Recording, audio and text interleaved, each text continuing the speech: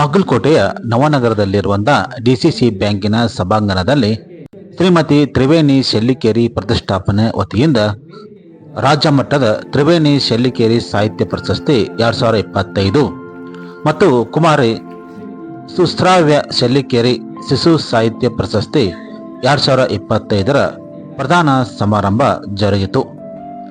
ಸಮಾರಂಭವನ್ನು ಖ್ಯಾತ ಸಾಹಿತಿ ಡಾಕ್ಟರ್ ಸಿದ್ದಲಿಂಗ ಪಟ್ಟಣಶೆಟ್ಟಿ ಅವರು ಸಸಿಗೆ ನೀರು ಹಾಕುವ ಮೂಲಕ ಚಾಲನೆ ನೀಡಿದರು. ಈ ಸಂದರ್ಭದಲ್ಲಿ ಮಾತನಾಡಿದ ಅವರು, ಸಾಹಿತಿಗಳು ಅಳೆಯಬಹುದು, ಆದರೆ ಸಾಹಿತ್ಯದ ಕೃತಿಗಳು ಅನಂತವಾದದ್ದು. ನಾಡಿನ ಸಾಂಸ್ಕೃತಿಕ ಪರಂಪರೆ ಜೀವಂತವಾಗಿಡುವ ಕಾರ್ಯವನ್ನು ಸಾಹಿತ್ಯ ಲೋಕ ಮಾಡುತ್ತಿದೆ. ಆದರೆ ಸಾಹಿತ್ಯ ಸಾಂಸ್ಕೃತಿಕ ಲೋಕಕ್ಕೆ ಶಕ್ತಿ ತುಂಬಿ ಬಾಗಿಲು ತೆರೆದ ಬಾಗಲಕೋಟೆ ತನ್ನ ಒಡಲಿನಲ್ಲಿ ಸಾವಿರಾರು ಸಾಹಿತಿಗಳನ್ನು ನಾಡಿಗೆ ನೀಡಿದೆ. ಸಾಹಿತಿಗಳಿಗೆ ಭಾಗ್ಯದ ಬಾಗಿಲು ತೆರೆದು ಬೆಳೆಸುವ ಕಾರ್ಯವನ್ನು ಬಾಗಲಕೋಟೆಯ ಪರಿಸರ ಮಾಡುತ್ತಿದೆ. ಅಂಥ ಕಾರ್ಯವನ್ನು ತ್ರಿವೇಣಿ ಶೆಲ್ಲಿಕೇರಿ ಪ್ರತಿಷ್ಠಾನ ಸಾಹಿತಿಗಳನ್ನು ಗುರುತಿಸಿ ಒಳ್ಳೆ ಸಾಹಿತ್ಯಕ್ಕೆ ಪ್ರಶಸ್ತಿ ನೀಡುತ್ತಿರುವ ಕಾರ್ಯ ಶ್ಲಾಘನೀಯವಾಗಿದೆ ಎಂದರು. ಕಾರ್ಯಕ್ರಮವನ್ನು ಉದ್ಘಾಟಿಸಿದ ತೋಟಗಾರಿಕೆ ವಿಶ್ವವಿದ್ಯಾಲಯದ ಕುಲಪತಿಯಾಗಿರುವಂತಹ ಡಾಕ್ಟರ್ ವಿಷ್ಣುವರ್ಧನ್ ಮಾತನಾಡಿ, ಸಮಾಜ ಸಂಸ್ಕೃತಿ ಪರಂಪರೆಯನ್ನು ಬೆಳೆಸುವ ಸಾಹಿತ್ಯದ ಕೃಷಿ ತುಂಬಾ ಅಗತ್ಯವಿದೆ. ಕಥೆಗಾರ ಮಲ್ಲಿಕಾರ್ಜುನ್ ಶೆಲ್ಲಿಕೇರಿ ಅವರ 1.5 ಎಕರೆ ಜಮೀನು ಕಥಾ ಸಂಕಲನವು 3ನೇ ಆವೃತ್ತಿ ಬಿಡುಗಡೆ ಹೊಂದಿರುವುದು ಹೆಮ್ಮೆಯ ಸಂಗತಿ ಆಗಿದೆ ಎಂದರು. ಸಮಾರಂಭದಲ್ಲಿ ಮಹಿಳಾ ಸಾಹಿತಿ ಡಾಕ್ಟರ್ ಹೇಮಾ ಪಟ್ಟಣಶೆಟ್ಟಿ ಮಾತನಾಡಿ, ಮಹಿಳೆಯರು ಹೆಸರಿನಲ್ಲಿ ಪ್ರತಿಷ್ಠಾಪನೆ ಸ್ಥಾಪಿಸಿ ಆ ಮೂಲಕ ಸಾಹಿತ್ಯ ಸಂಸ್ಕೃತಿಯ ಸಾಧಕರಿಗೆ ಶ್ರೀಮತಿ ತ್ರಿವೇಣಿ ಸುಶ್ರಾವ್ಯ ಅವರ ಹೆಸರಿನಲ್ಲಿ ಪ್ರಶಸ್ತಿ ನೀಡುತ್ತಿರುವುದು ಮಾದರಿಯಾಗಿದೆ. ದುಃಖದ ಸಂಗತಿ ಎಂದರೆ ಇಂದು ನಮ್ಮನ್ನು ಆಳುತ್ತಿರುವುದು ಬೌದ್ಧಿಕ ಅಹಂಕಾರ.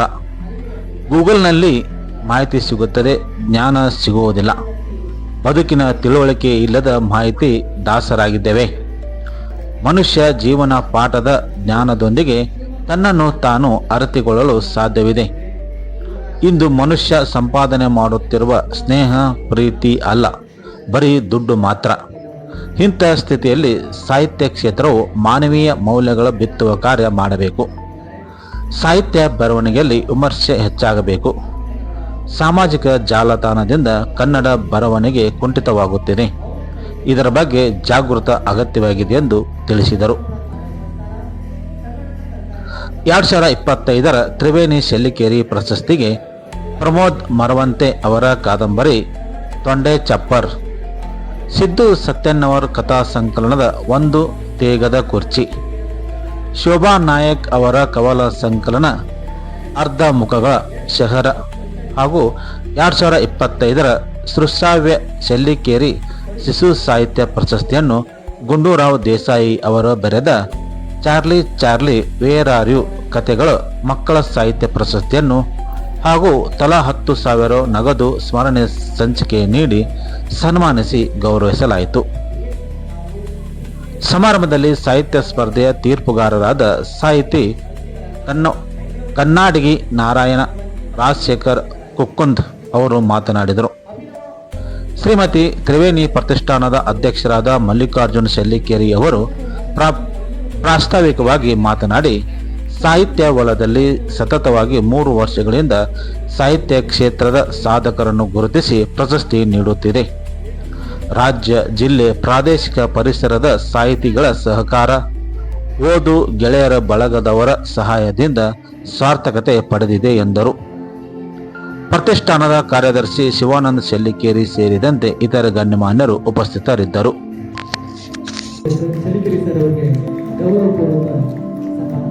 ನಂತರದಲ್ಲಿ ಚಂದ್ರಶೇಖರ್ ಕಾಳಗಾವ ಸರ್ ಅವರು, ಕಿರಣ್ ಬಾಲಗೌಡ ಸರ್ ಅವರು, ಎಲ್ಲ ಸ್ನೇಹಿತ ವರ್ಗದವರು ಮಲ್ಲಿಕಾರ್ಜುನ್ ಶೆಲ್ಲಿಕೇರಿ ಸರ್ ಅವರಿಗೆ ಗೌರವ ಸನ್ಮಾನ ನಡೆಸಿಕೊಟ್ಟಿದ್ದಾರೆ. ಕಿರಣ್ ಬಾಲಗೌಡ ಸರ್ ಶೆಲ್ಲಿಕೇರಿ ಸರ್ ಅವರಿಗೆ ಗೌರವ ಪುರಸ್ಕಾರವನ್ನು ಸಲ್ಲಿಸ್ತಾ ಇದ್ದಾರೆ. ಧನ್ಯವಾದಗಳು ಸರ್. ಇದೀಗ ಈ ಕಾರ್ಯಕ್ರಮದಲ್ಲಿ ಮುಖ್ಯ ಪ್ರಶಸ್ತಿ ಪ್ರದಾನಿಕರಾದ ಗೌರವ ಸನ್ಮಾನವನ್ನು ಸಮರ್ಪಿಸಿಕೊಳ್ತಾ ಇದ್ದಾರೆ.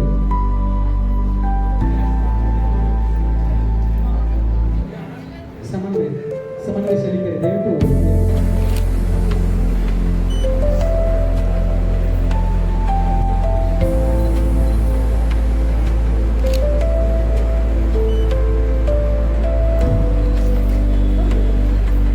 ಕಾರ್ಯಕ್ರಮಕ್ಕೆ ಆಗಮಿಸಿ ಮುಖ್ಯ ಅತಿಥಿಗಳ ಸ್ಥಾನದಿಂದ ಈ ಮಹಿಳಾ ಅದೆಲ್ಲ ಮುಗಿದೋಗ್ಬಿಟ್ಟಿದೆ. ಆದರೆ ಬಾಗಲಕೋಟೆಯನ್ನು ನೆನಪು ಮಾತ್ರ ಇದು ಬಾಗಿಲು ಕೋಟೆ. ಬಾಗಿಲಿಗೆ ಕೋಟೆ. ಯಾವ ಬಾಗಿಲಿಗೆ? ನಮ್ಮೆಲ್ಲರ ಬಾಗಿಲು. ಬಾಗಿಲು ಅನ್ನೋದು ಬರೀ ಮೇನ್ ಗೇಟ್ನಲ್ಲ, ಮನೆ ಬಾಗಿಲಲ್ಲ, ಮನೆ ಬಾಗಿಲು. ಮನೆ ಮನೆಗೆ ಈ ಬಾಗಿಲಿರ್ತಾವಲ್ಲ, ಈ ಬಾಗಿಲುಗಳನ್ನು ತೆರೆಯುವಂಥ ಕಾರ್ಯಕ್ರಮ ಇವತ್ತಿನ ಕಾರ್ಯಕ್ರಮ. ಇಂಥ ಬಾಗಿಲುಗಳನ್ನು ತೆರೆದಾಗ ಈಗ ನೀವೆಲ್ಲರೂ ನಿಮ್ಮ ಜೊತೆಗೆ ನೀವು ಅಷ್ಟೇ ಇಲ್ಲ, ಇಷ್ಟೆಲ್ಲ ಲೇಖಕರು ನಿಮ್ಮ ಒಳಗದ. ಅವರ ಕೃತಿಗಳು, ಅವರ ಬಗ್ಗೆ ಬರೆದಂಥ ವರದಿಗಳು ಎಲ್ಲ ನಿಮ್ಮ ಜೊತೆಗಿದೆ. ಇಂಥ ಪುಸ್ತಕಗಳನ್ನು ನೀವು ಓದಬೇಕು. ಅವರ ಪ್ರತಿಷ್ಠೆಗೆ ಕೊಟ್ಟಂಥ ಪ್ರತಿಷ್ಠಿತ ಕೃತಿಗಳು ಅಂಥವು ನಿಮ್ಮನ್ನು ಸೇರಬೇಕು. ಇಂಥ ಕೃತಿಗಳು ಒಬ್ಬರಿಂದ ಒಬ್ಬರಿಗೆ ಬೆಳೀಬೇಕು. ಸಾಹಿತ್ಯ ಅನ್ನೋದು ಬೆಳವಣಿಗೆ ಹೋಗೋದಷ್ಟೇ. ನೀವು ಬಾಗಲಕೋಟೆ ನುಣಿಯ ಬಣ್ಣ ನಿಮ್ಮೆಲ್ಲರ ಮುಖದ ಮೇಲೆ ಕಾಣ್ತದೆ. ಬಣ್ಣ ಅಷ್ಟಲ್ಲ, ನೀವು ಮನುಷ್ಯನ ಮೇಲೆ ಕಾಣುತ್ತೆ. ಈ ಮನುಷ್ಯನ ಮೇಲೆ ಕಾಣುವ ಬಣ್ಣದಲ್ಲ, ಅದು ಸಾಹಿತ್ಯದ ಬಣ್ಣ. ಶಲ್ಲಿಕೆಯವರು ಬರೆದಂಥ ಕಥೆಗಳನ್ನು ಭಾಳ ಪ್ರೀತಿಯಿಂದ ಓದ್ದೆ ನಾನು. ಅವರಿಗೆ ಬರೆದೆ ನಾನು ಓದಿದ್ದು ಭಾಳ ಸೀಮಿತ. ಎಷ್ಟು ಓದ್ತೇವೆ ನಾವು? ಕಡಿಮೆ. ಇಡೀ ದಿನ ಓದಿದ್ರು ಕೂಡ ಒಂದು 100 ಪುಟ 200 ಪುಟ ಓದ್ಬೋದು, 300 ಪುಟ ಓದ್ಬೋದು. ಹೆಚ್ಚು ಎಲ್ಲಿ ಓದಾಕತ್ತೆ? ಎಲ್ಲರೂ ಓದಾಕೋದು. ಅದು ನೀವು ಕಳಿಸಿದ್ದೀವಿ, ಕಳಿಸಿದ್ರಿ 2 ಪುಸ್ತಕ ಓದಿದೆ. ನಾನು ಭಾಳ ಸಂತೋಷ ಆಗಿತ್ತು ಅಂದರೆ ಅವರು ರುದ್ರಾಪುರ ಅನ್ನುವಂಥ ಒಂದು ಊರು ಇಟ್ಕೊಂಡು ಅಲ್ಲಿ ಕಥೆ ಹೇಳ್ಕೊಂತ ಹೋಗ್ತಾರೆ. ರಾಜಕೀಯ ಆಗಲಿ, ಧಾರ್ಮಿಕ ಯಾವುದೇ ರೀತಿಯಲ್ಲಿ ನೋಡಿ, ಒಂದು ರೀತಿಯಿಂದ ನಮ್ಮದು ವಿಷಮ ಸ್ಥಿತಿಯಲ್ಲಿ ನಾವು ಇವತ್ತು ತೊಳೆದಾಡ್ತಾ ಇದ್ದೇವೆ. ಮನುಷ್ಯ ಸಂಬಂಧಗಳನ್ನು ನಾವು ಕಳ್ಕೊಂಡಿದ್ದೇವೆ. ಭಾವನಾತ್ಮಕತೆಗಂತೂ ಏನೂ ಬೆಲೆನೇ ಇಲ್ಲ. ನನ್ನ ಕಣ್ಣಾಗ ನೀರು ಬಂದರೆ ಅಳಗಂತೆ ಅಂತಾರೆ ಮಕ್ಕಳು. ನನ್ನ ಮಕ್ಕಳು, ನಾನು ಅಳದ ಮಕ್ಕಳು ಅಂದರೆ ನಿಮ್ಮ ಮಕ್ಕಳು, ನಾನು ನಂದ ತಿಳ್ಕೊಂಡು ಬೇಡ, ನೀವು ನಿಮ್ಮ ಮಕ್ಕಳು ಅಂತಾರೆ. ಕಣ್ಣಾಗ ನೀರು ಬಂದರೆ ಕೆಟ್ಟ ಅನಿಸ್ತದೆ ಅವ್ರಿಗೆ. ಅಂದರೆ ಏನಂದ್ರೆ ಸುಮ್ಮನೆ ನಾಟಕ ಮಾಡ್ತೀವಿ ಅನ್ನುವಂಥ ಪರಿಸ್ಥಿತಿ ಅಂದರೆ ಹೃದಯಕ್ಕೆ ಬೆಲೆ ಇಲ್ಲದಂಥದ್ದು ಆಗಿರ್ತದೆ. ಅಂದರೆ ಇಡೀ ಜೀವನ ಮೌಲ್ಯ ಅಪಮೌಲ್ಯವಾಗುವಂಥ ಕಾಲಗಳನ್ನು ನಾವು ಇದ್ದೀವಿ. ಕೆಂಪು ಗ್ರಹ ಮಂಗಳಕ್ಕೆ ಹೋಗೇ ನಾವು, ಅಲ್ಲಿ ಮನುಷ್ಯರನ್ನು ವಾಸ ಮಾಡಲಿಕ್ಕೆ ವ್ಯವಸ್ಥೆ ಮಾಡಕ್ಕೆ ಕುಂತೇ ನಾವು. ಆದರೆ ಕೆಂಪು ದೀಪದ ಕೆಳಗೆ ಇವತ್ತು ಹೆಣ್ಮಕ್ಳು ಹಸುಳೆಗಳು, ಅಲ್ಲಿ ಮಹಿಳೆಯರಂಥ ಹಸುಳೆಗಳವ, ಅವ್ರ ಸ್ಥಿತಿ ನೋಡ್ಕೊಂಡು ನಾವು ಬಾಯಿ ಮುಚ್ಚೋದಿರ್ತೀವಿ. ನಮ್ಗೆ ಸಂತ ಆಗೋದಿಲ್ಲ. ಎಂಥ ವೈರುಧ್ಯ ನೋಡಿ. ಮಹಿಳಾ ದಿನಾಚರಣೆ ಆಗ್ತಿರ್ತೇವೆ, ಏನೇನೋ ಎಲ್ಲ ಮಾತು ಹೇಳ್ತೀವಿ, ಅದನ್ನು ಕೊಡ್ತೇವೆ, ಇದನ್ನು ಕೊಡ್ತೇವೆ, ಅದು ಬಿಟ್ಟು ಇದು ಬಿಟ್ಟು ಉಪಟ ಅನ್ನೋಕ್ಕಿಂತ ಹೆಚ್ಚು ಶಬ್ದ ಬಳಸ್ತಾರೆ. ಬಿಟ್ಟಿ ಕೊಟ್ಟೇವೆ ಒಂದು ಕಾಲ ಇತ್ತು. ನಮ್ಮ ಮನೆಯೊಳಗೆ ಗಂಡಸರು ಹೇಳ್ತಿದ್ರು, ಇವೆಲ್ಲ ಬಿಟ್ಟಿ ತಿಂತೀವಿ, ಬಿಟ್ಟಿ ಕೊಡ್ತಿದ್ವಿ ಅಂತ ಹೇಳ್ತಿದ್ವಿ. ಆ ಕಾಲದಿಂದ ಇವತ್ತಿನ ಕಾಲಕ್ಕೆ ಬಂದಿದೆ. ನಾನು ಅವ್ರ ಜೊತೆಗಾತಿ ಆದಕ್ಕೆ ನಾನು ಅಧ್ಯಕ್ಷ ಸ್ಥಾನದಲ್ಲಿ ಮಾತಾಡುವಂಥ ಸ್ಥಾನವಾಗಿಲ್ಲ. ಅದನ್ನು ಹೇಳ್ತಾ ಬಂದೇವ ಮಹಿಳೆ. ಯಾಕಂದ್ರೆ ನಮ್ಮ ಕಡಿಮೆ ಮಾಡಬೇಕಾಗಿಲ್ಲ, ನಾವು ಬೆಳಿಬೇಕನ್ನುವಂಥ ಈ ಶಕ್ತಿ ಇದಲ್ಲ, ಇದು ಮಹಿಳಾ ಶಕ್ತಿ. ಮಹಿಳೆಗೆ ಭಾಳ ದೊಡ್ಡ ಅಂತಃಶಕ್ತಿ ಅದ. ಆ ಶಕ್ತಿ ಅಂದರೆ ಏಕಕಾಲಕ್ಕೆ 10 ಕೆಲಸ ಮಾಡ್ತಾಳೆ. ಒಲಿ ಮೇಲೆ ನಾನು ಹಾಗೆ ಕೂತಿರ್ತದೆ. ನಮ್ಗೆ ಲ್ಯಾಂಡ್ ಫೋನ್ ಬರ್ತಿತ್ತು. ಬಾಲ್ಯದಾಗ ಒಬ್ಬ ಮೊಬೈಲ್ ಮಾಡ್ತಿದ್ದ, 3 ನಾನು ನಿಭಾಯಿಸ್ತಿದ್ದೆ. ಮಾಡಲಿ ನಮ್ಮ ಸರ್, ಅವಾಗ ಮಾಡಲಿಲ್ಲ, ಇವಾಗ ಮಾಡಲಿಲ್ಲ, ಮಾಡಕ್ಕೆ ಬರೋದಿಲ್ಲ ಅವ್ರಿಗೆ. ಹೆಣ್ಣು ಮಕ್ಕಳಿಗೆ ಮಾಡ್ಲಿಕ್ಕೆ ಬರ್ತದೆ. ಆದರೆ ಮಾಡ್ಲಿಕ್ಕೆ ಬರ್ತದಂತ ಅವರೇ ಮಾಡ್ಬೇಕಂತಲ್ಲ. ನಮಗೆ ಬ್ಯಾಂಕ್ದಾಗ ನೀವು ಒಂದು ಚಾರ ಮಾಡಿಕೊಡುವಂಥದ್ದು ಮಾಡ್ರಿ, ಅಥವಾ ಚಹಾ ಮಾಡಿಕೊಡ್ಲೇನೋ ಅಂತ ಕೇಳಿ. ಚಹಾ ಮಾಡಿಕೊಡ್ಬೇಡಿ, ಮಾಡಕ್ಕೆ ಹೋಗಿ ಮಾಡಿಕೊಡ್ಲಿ ಅಂತ ಕೇಳಿ, ನಮ್ಗೆ ಎಷ್ಟು ಸಂತೋಷ ಆಗ್ತದೆ. ಇವತ್ತು ನನ್ನ ಒಳಗೆ ಅಂತಃಕರಣ ಬರ್ತಿರ್ತದೆ. ಅನುಬಂಧ ಇಲ್ಲ, ನಾನು ಬಂದಿಲ್ಲ, ಅವೆಲ್ಲ ನಮ್ಮ ಶಬ್ದಕೋಶದಿಂದ ನಾವು ತೆಗೆದು ಹಾಕ್ಬಿಟ್ಟೇವೆ. ನಾವು ಸಂಪಾದನೆ ಏನು ಮಾಡ್ತೇವೆ? ಸ್ನೇಹ ಅಲ್ಲ, ಪ್ರೀತಿ ಅಲ್ಲ. ನಾವು ಸಂಪಾದನೆ ಮಾಡ್ತಾ ಇರೋದು ದುಡ್ಡು ಮಾತ್ರ. ಅದು ನಮ್ಮ ಸಾಮಾಜಿಕ ಪ್ರತಿಷ್ಠೆಯನ್ನು ಕೊಡ್ತದೆ ಅಂತ ನಾವು ಭಾವಿಸ್ತೀವಿ. ಮಾರ್ತಿಕಾರ ನಮ್ಮ ಕಾಲಿಗೆ ಕೂತ್ಕೊಂಡಿದ್ವಿ, ಇವೆಲ್ಲ ಇಲ್ಲ. ಏನೋ ಓಡಿ ಎಂಥದ್ದು ಕಾಲದಲ್ಲ, ಬಾಜು ನೋಡ್ಕೊಂಡು ಮತ್ತೊಂದು ಕಾಲದ ಅವ್ರ ಮ್ಯಾಲಿನ ಅಂತಸ್ತಿನ ಮಗ ಬರ್ತಾನೆ, ಸಸಿ ಬರ್ತಾಳೆ, ಅವ್ರ ಬ್ಯಾಲೆ ಮ್ಯಾಲಿನ ಬೆಡ್ರೂಮ್ ಬೇಕಂತ ಅವ್ರು ಮ್ಯಾಲೆ ಕಟ್ಟಿದ್ರೆ ನನ್ನ ಮನೆಯೆಲ್ಲ ಸಸಿನೂ ಇಲ್ಲ. ನಾನು ಮತ್ತೊಂದು ಕಟ್ಟಿಸ್ತೀನಿ 2 ಅಂತ ನನಗೆ ಕಟ್ಸಕ್ಕೆ ಬರ್ತದಲ್ಲ. ಆ ಸ್ಥಿತಿಗೆ ನಾವು ಬಂದಿರ್ತೀವಿ. ಅಲ್ಲಿ ಎಲ್ಲವನ್ನೂ ನಾವು ದುಡ್ಡಿನಿಂದ ಅಳಿಲಿಗತ್ತೇವೆ. ನಮ್ಮ ಇದೇ ಪುರಾಣಿಕರು ಹೇಳಿದ್ರು, ನೀ ಮನುಷ್ಯ ಹಕ್ಕಿ ಅಂತ ಹಾಗೆ ಕಲಿತ, ಮೀನ ಕಲಿತಲ್ಲ, ಅದು ಮನುಷ್ಯನಾಗಿ ಬಾಳ್ಲಿಕ್ಕೆ ಕಲಿಲಿಲ್ಲ. ಇವತ್ತು ನಾವು ನಮ್ಮ ಆತ್ಮವಿಮರ್ಶೆಯನ್ನು ಮಾಡಿಕೊಳ್ಳುವಂಥ ಸಂದರ್ಭ ಇದೆ. ಅದು ಇಂಥ ಪರಿಸ್ಥಿತಿಯಲ್ಲಿ ಏನು ಮಾಡಬೇಕು ಅಂದರೆ ಸಾಹಿತಿ ಮಾತ್ರ ನಮ್ಮ ಇಂಥ ಸಮಸ್ಯೆಗಳನ್ನು ಪಾಲುಗಾಣಿಸಬಲ್ಲ ಅಂತ ನಾನು ಅನ್ಕೊಂಡಿದ್ದೀನಿ.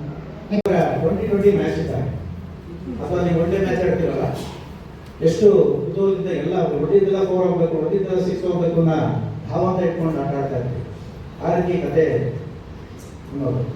ಆದರೆ ಕಾದಂಬರಿ ಹಾಕಲ್ಲ. ಕಾದಂಬರಿ ಟೆಸ್ಟ್ ಮ್ಯಾಚ್ ಕೇಳ್ತಾರ, ಬೇಕಾದಷ್ಟು ಟೈಮ್ ಇದೆ, ಬೇಕಾದಷ್ಟು ಫೀಲ್ಡ್ ಇದೆ, ಬೇಕಾದಷ್ಟು ರನ್ಗಳಿದ್ದಾವೆ, ಓವರ್ಗಳಿದ್ದಾವೆ, ರನ್ಗಳಿದ್ದಾವೆ, ಬಾಲ್ಗಳಿದ್ದಾವೆ. ನೀವು ಏನು ಬೇಕಾದ್ರೂ ಹೊಡಿಬೋದು, ನೀವು ಏನು ಪ್ರಯೋಗ ಬೇಕಾದ್ರೂ ಮಾಡ್ಬೋದು.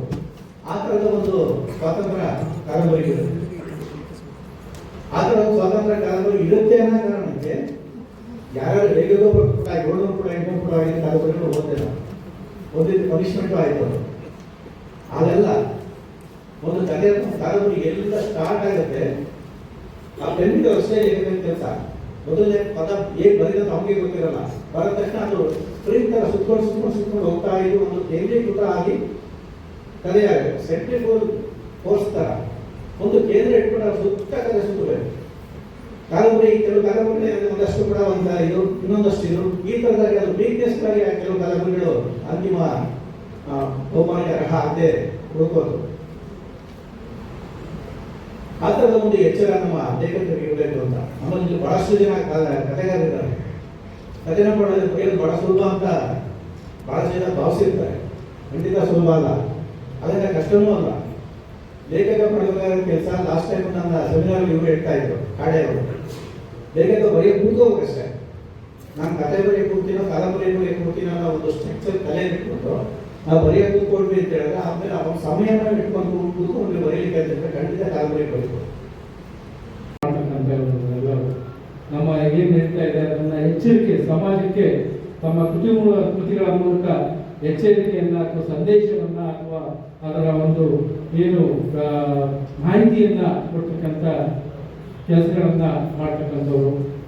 ಆದರೆ ಈಗ ಇಂಥ ಒಂದು ಕಾರ್ಯಕ್ರಮದಲ್ಲಿ, ಯಾಕೆಂದ್ರೆ ನಾನು ಒಬ್ಬ ತೋಟಗಾರಿಕಾ ವಿಜ್ಞಾನಿ, ಆದರೆ ಈ ಒಂದು ಸಾಹಿತ್ಯದ ನಮಗೆ ಎಂದನೇ ಗೊತ್ತಿಲ್ಲ ಅಂತ ಹೇಳ್ಬೋದು.